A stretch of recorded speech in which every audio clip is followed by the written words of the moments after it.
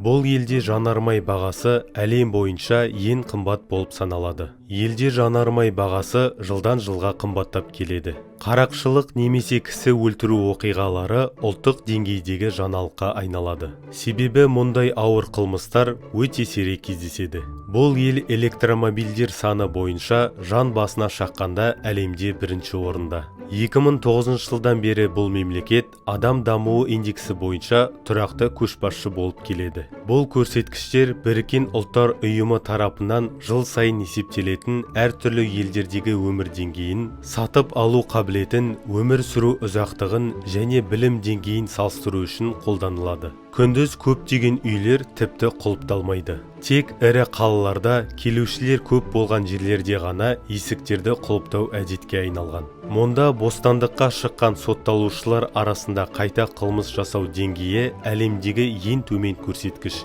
небәрі 20%.